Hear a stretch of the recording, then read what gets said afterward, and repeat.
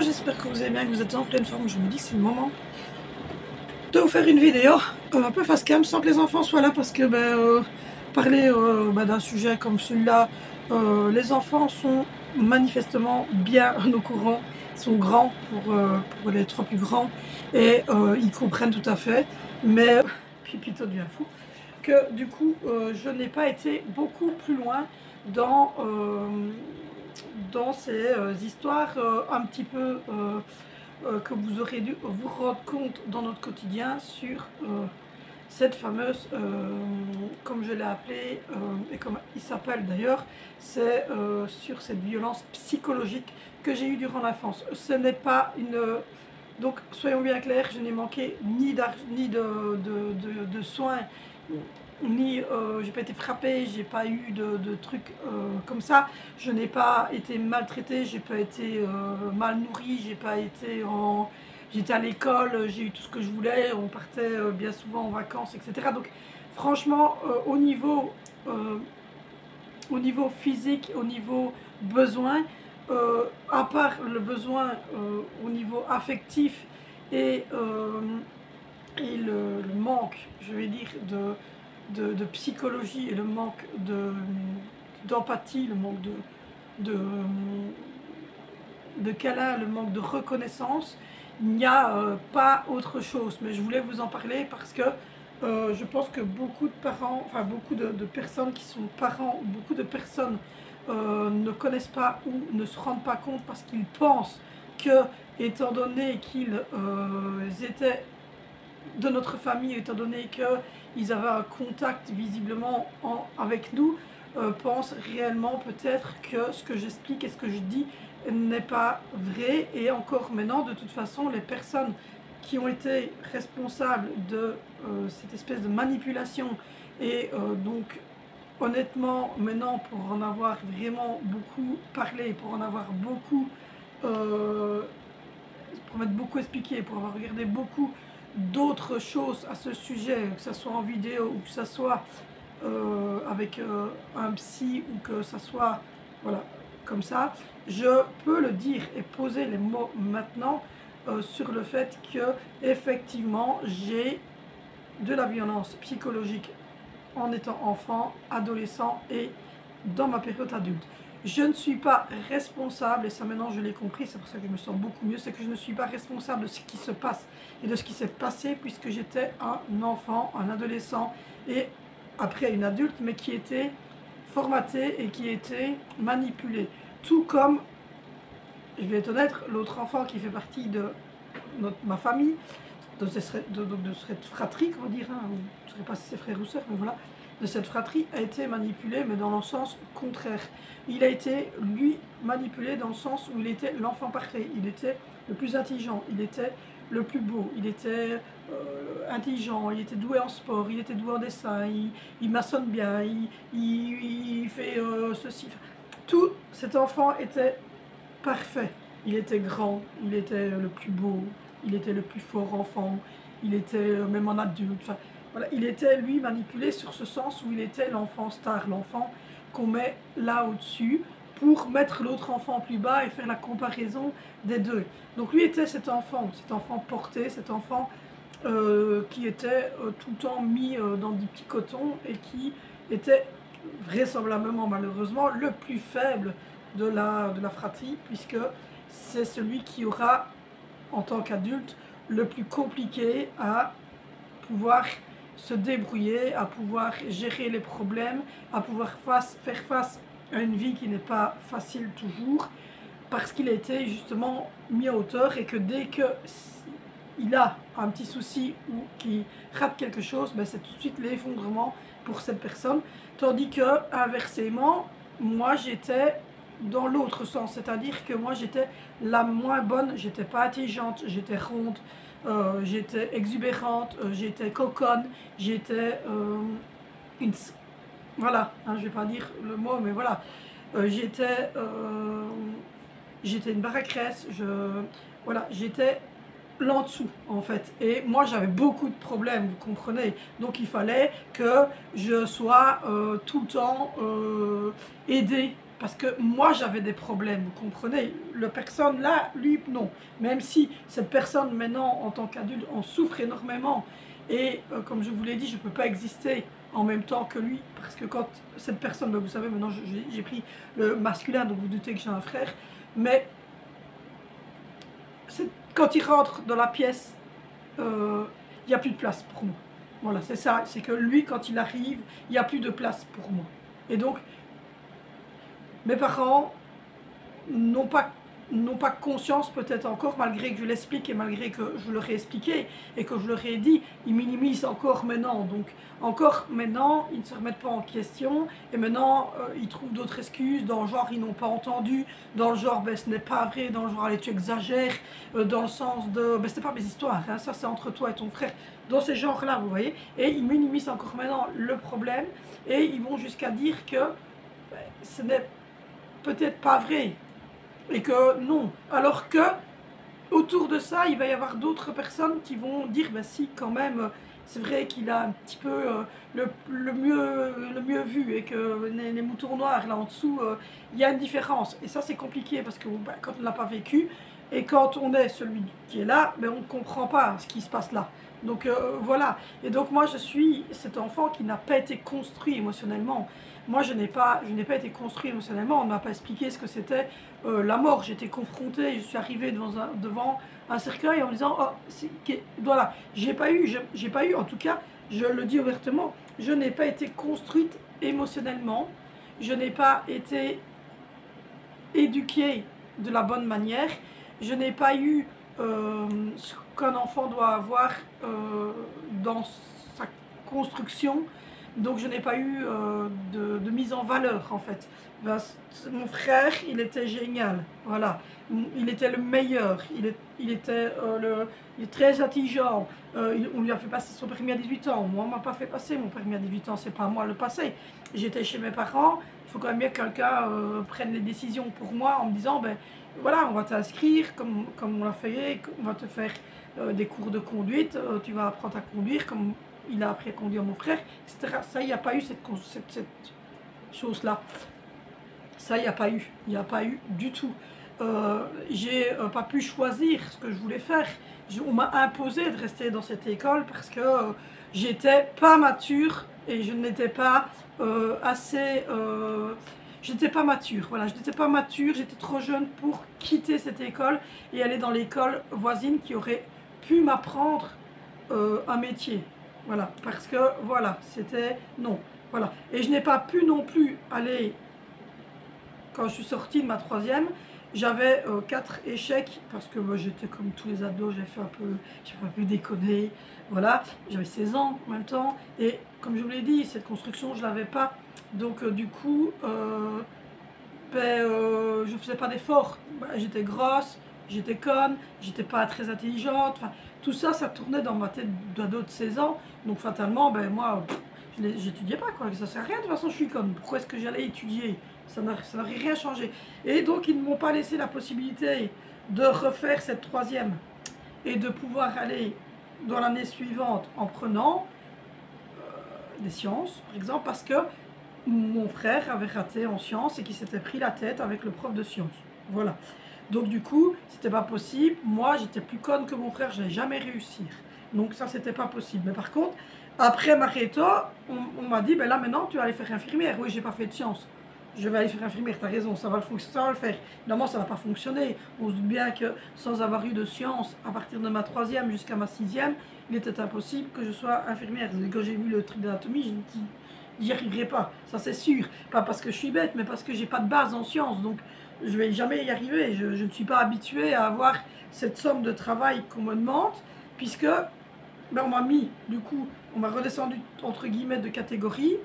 Du coup, c'était très facile pour moi.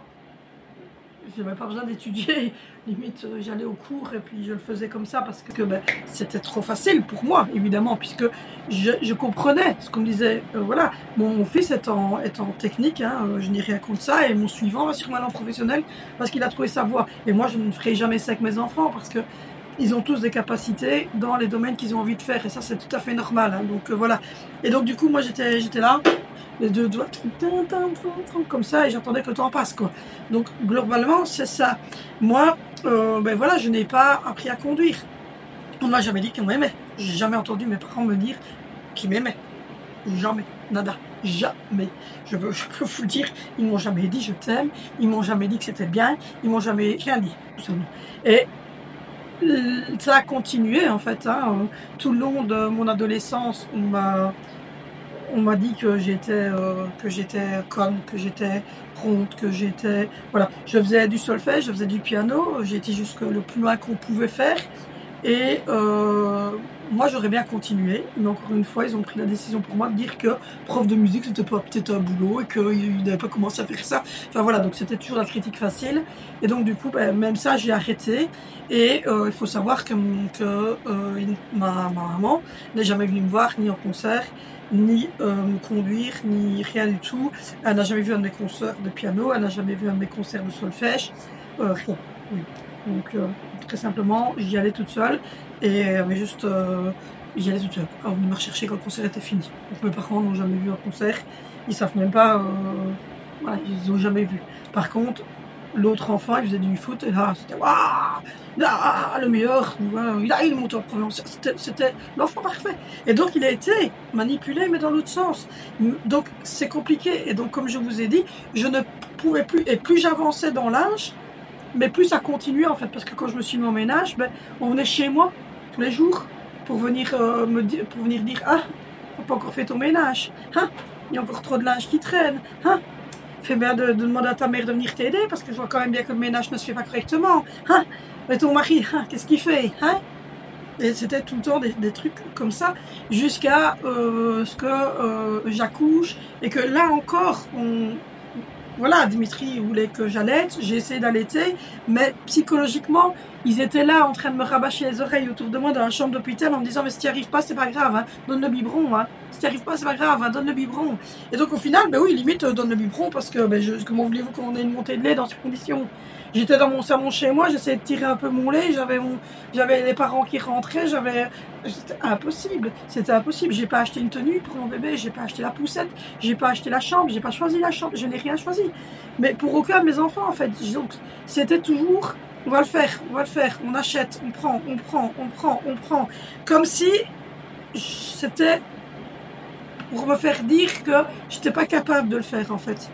Donc voilà, quand je suis revenue de l'hôpital avec mon premier enfant, qu'est-ce qui te manque, hein? T'es rentrée et tu ne l'as pas dit, et jamais il manque quelque chose. Et le petit, comme si j'avais pas savoir m'occuper d'un bébé. Enfin, c'est ridicule. Et donc ça a toujours été comme ça. Et dès que je tombais enceinte, c'était des remarques du genre, ah, il va encore prendre du poids, ah, ouais, tu es comme les chats, mais de ma famille, hein, donc des gens très proches, hein, donc c'était tout le temps. Et on venait me voir à la clinique quand j'étais hospitalisée pour me parler des problèmes de l'autre enfant, pour me parler et donc j'étais déjà stressée parce que je risquais d'accoucher trop tôt. Et puis c'était la même chose, et quand j'ai annoncé ma 4e grossesse, on était jusqu'à me dire, tu vas regarder quand même. Tu vas avorter. Enfin, t'es sûre que t'es enceinte? Moi, je suis pas sûre. Tu t'as pas l'air d'être enceinte. Comme si ils avaient un test de grossesse dans leur truc. Hein? Ah, ben c'est peut-être ça. Ton test de grossesse n'a pas fonctionné. Je te vois pas t'aimer enceinte, moi. Je te vois pas enceinte. Ben oui, si, pourtant, je suis enceinte. Et quand on a annoncé que mon enfant était porteur de handicap, ben, limite, ben, tu l'as voulu, non, ton enfant? Ben oui, mais... j'ai voulu un enfant, oui, mais t'énerves pas comme ça, pourquoi est-ce que t'es énervé, pourquoi est-ce que tu cries, gna. Mais parce que vous m'énervez au final, vous êtes tout à voler, en reparlant je m'énerve, parce que c'est des attitudes qui sont désagréables, et donc on a même fait venir, pendant que j'étais partie en vacances, on a fait venir quelqu'un que je ne connaissais pas, pour venir nettoyer chez moi parce qu'il jugeait qu'il faisait pas propre. Je suis rentrée en pleine nuit parce que le petit avait fait de la fièvre, donc on est revenu dans notre pays parce qu'on voulait pas que notre fils soit hospitalisé parce qu'il faisait une grosse en fait il faisait vraiment une grosse maladie d'enfant. Et il faisait beaucoup de température, on était à Draguignan, sous les pins, dans un pays, même si la France parle comme nous, mais c'est pas les mêmes médicaments. Donc je me suis dit, ouais, si je dois être hospitalisé ou le soigner avec un traitement en France et qu'en revenant en Belgique, il faut le resoigner avec des médicaments belges, il va falloir retransformer. Donc non, on dit tant pis, on plie bagage, on rentre à la maison. Donc on est rentré sans rien dire à personne pendant la nuit et on s'est rendu compte qu'on avait plus de couettes, plus de lit pour les enfants, que tout avait été retourné dans la maison, quoi. Je me suis dit, vous prenez pour qui, quoi. Et donc voilà, et alors on disait, regarde, il y a du caca, son bébé il dort dans le caca, alors que c'était du cacao. Et tous des trucs comme ça, on a mis mais des choses, vous pouvez même pas vous imaginer, comme ça allait de plus en plus loin. On prenait les enfants, les vacances scolaires, j'avais pas mes enfants. Donc voilà, tous les samedis, on allait manger et j'étais tous les samedis confrontée à ces méchancetés, à ce stress, à ne pas avoir ma place, à me dire que mes cheveux étaient trop foncés, à me dire que j'étais trop grosse, à me dire que ma robe était trop courte, que ma robe était trop longue.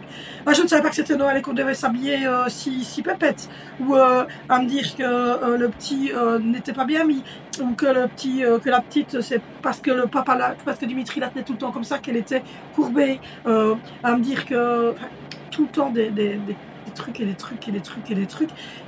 Au final, il n'y avait jamais rien de positif et ça a continué tout le temps. Et à un moment donné, c'est pesant. À un moment donné, vous étouffez. À un moment donné, je n'avais même plus mon rôle de maman. Voilà, mes enfants, limite, ils me disaient, je comprends pas. Et à un moment donné, mes enfants, mes ados m'ont dit, mais je comprends pas en fait. Je dis quoi? Mais je comprends pas. Déjà, je comprends pas, tes parents ils sont séparés, mais ouais, mon père il va toujours manger chez ma maman tous les samedis, soi-disant pour voir les petits. Sauf que quand il est à table, il n'a pas de contact avec mes enfants. Donc il ne reparle pas, mes enfants me disent qu'ils n'auraient jamais rien fait avec le grand-père, ils n'ont jamais eu de contact à parler. Et dès que mon frère arrivait dans la pièce, je n'ai plus rien, je n'existais pas. On demandait même aux enfants de faire moins de bruit dans une autre pièce parce que tout le monde arrivait. Donc on en est arrivé à ce stade où tout tournait autour de lui. Et moi je peux pas, j'existe pas, j'existe plus. Donc voilà, quand il arrive, moi je ne suis plus là, je n'existe plus et je ne peux pas continuer en fait à exister en même temps que lui. Et ça c'est le problème. Et donc c'est là qu'on voit les parents dysfonctionnels, comment est-ce qu'ils agissent avec une manipulation qui se fait.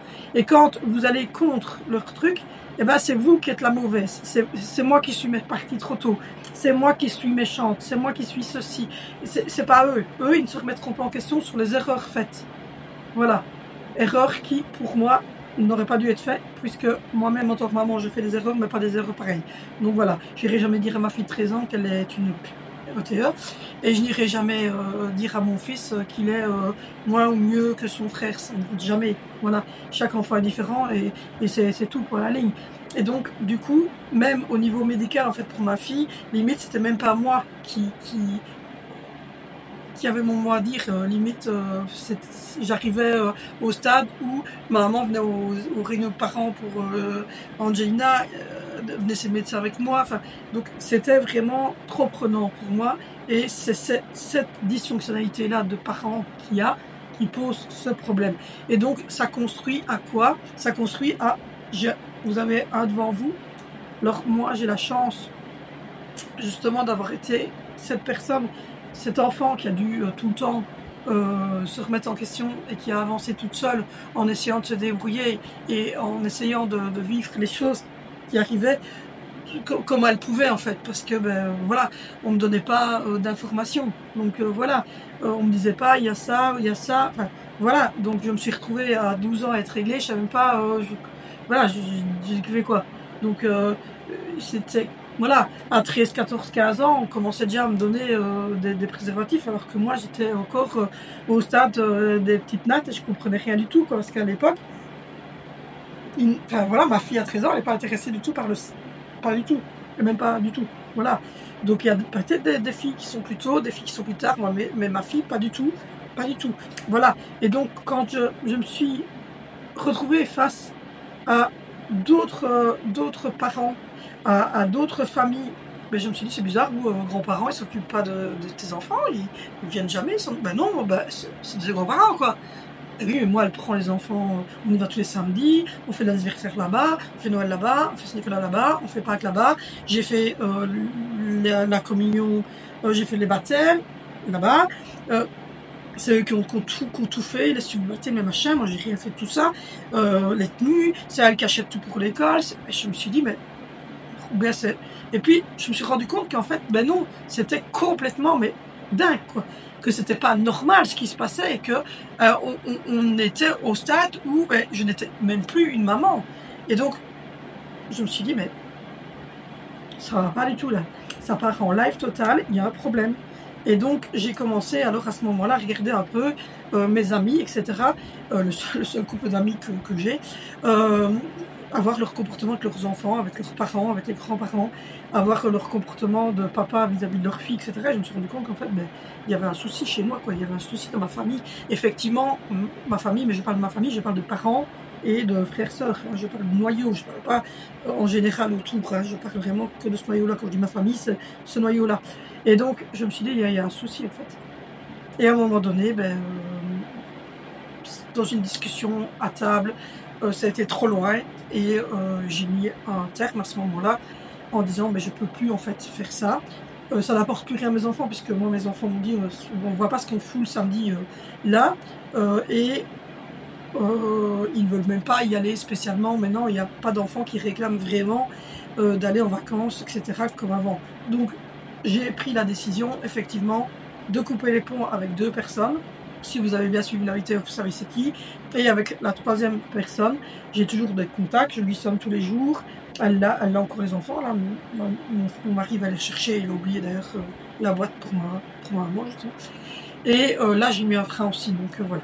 Donc du coup, les parents dysfonctionnels, c'est compliqué tant que vous ne l'avez pas vécu. Et encore, il faut être l'enfant qui est le mouton noir, comme on dit, qui est l'enfant là, pour se rendre compte qu'il y a un problème. Donc voilà. Et il a fallu du temps, j'ai 45 ans, c'est seulement maintenant que je me rends compte et que j'avance. Et voilà. Donc j'espère en tout cas que cette vidéo aura éclairci des points que certaines personnes se posaient comme question. Si vous-même vous avez l'impression que vous vivez ça, etc., je vous conseille de vous rapprocher le plus possible de psychologues ou de gens qui pourraient vous aider. Voilà le but dans le J. Donc moi je vous laisse, je vous fais de gros bisous. N'hésitez pas à liker, à vous abonner et à me retrouver sur tous les réseaux.